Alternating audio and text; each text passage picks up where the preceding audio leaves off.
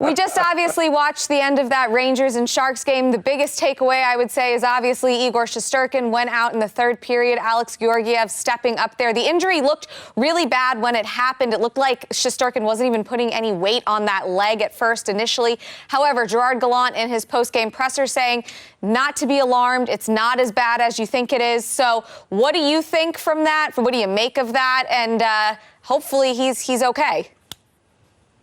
I'm at home here, Michelle, and I felt the air out of MSG get let out of the building when Shesterkin went down.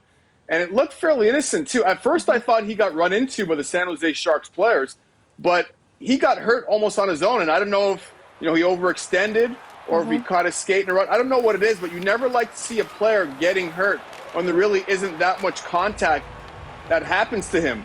And seeing him being helped off the ice by Rammer there, Jim Ramsey, the New York Rangers trainer, that wasn't a good sign. But on the flip side of that, Georgiev came in and played well. And the Rangers coming out of the 1-0 victory, there's a skilled hockey team that's showing and learning that they could play all sorts of hockey. They could play 5-0 hockey and still win. They could play 5-4 riverboat hockey. Yeah. But more importantly, they could win 1-0 games. And that's playoff-style hockey. And I was just going to say defensively as well. They played a very strong defensive game tonight, especially in that third period when Georgiev went into the game, just playing well in front of him in net. I thought that really showed that this team is able to play in all of these different situations, which maybe we wouldn't have seen a season ago. Absolutely. And the Sharks team, they came into this regular season, people weren't really expecting much out of the Sharks of that Pacific Division. They've definitely played up a whole different level than what we were expecting. Granted, there's no Vander Kane in the lineup, so there's no more distractions for this team or this organization. And that club has come together, and they play a hard, physical, down-low game. So to see the New York Rangers respond to that style of hockey, the guys have to be really proud in that locker room, because I just watched the San Jose Sharks go in and beat a New York Islanders team that struggled so far this season, but they played well enough to win that hockey game, and the Rangers were able to put everything behind them and still come out with a victory. I agree. Rangers doing a good job taking advantage of the Sharks on back-to-backs. All right, let's move on a little bit. Brendan Lemieux, former Ranger, got into a little scuffle with Brady Tkachuk, bit him a couple of times, ends up getting suspended 5 games. Now, I felt like this was a big deal when it happened. So two-parter here. Does the penalty fit the crime, and is this something that actually happens more often than not? I don't know if it's more often than not. The penalty, I thought, could have been a little bit more severe. However, you don't really see the video, and you can't tell by the angle what exactly Brady Tkachuk was doing. Now, I'm not saying biting should be allowed in the National Hockey League. There's no way that should be allowed, period.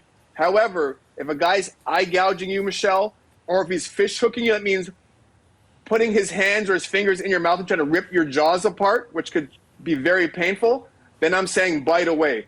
There's no video proof that was actually happening, so I can't really comment on that. But I do know that biting should not be allowed in the National Hockey League. But it looked like it was personal between these two players. Now, these families have a long history with each other, and it felt like it was personal because I thought Brendan Lemieux was going after Brady Tkachuk the whole game. And you're absolutely right. It actually is personal between these two. Here's the video right here. 1996 USA versus Canada, the World Cup of Hockey. That's Keith Tkachuk and Claude Lemieux letting out some animosity, I guess, between these two families, letting it go. So you can see there, I guess it started with their fathers, and it's trickled down to them. I don't know about any biting, though. I'm not sure. You think there's any biting going on in that one? Yeah, there's no biting. I was going to say, there's no biting at all. And it's very rare that you see fighting actually in international matches like that. Canada versus the U.S., World Cup of Hockey. Well, they're two intense competitors, just like their kids, Brendan and Brady. But like I said, it felt like it was a little bit personal because rarely do you see players still throwing punches when they're on the ice. There's that unwritten rule that once you go down the ice, you stop what you're doing, the ref breaks it up, and you go to the penalty box. These two combatants were still going after it like they wanted a piece of each other.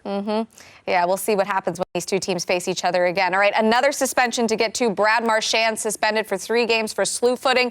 This is the 7th suspension for Marchand in his 13-year career. Actually, the 7th in 10 years for him, this suspension. He's obviously an elite player. We always put him in that category as well, Ace. But would you call him a dirty player? I mean, as you look right now, here's his suspension history. And not to mention, it's not the first time he's been suspended for the Slewfoot.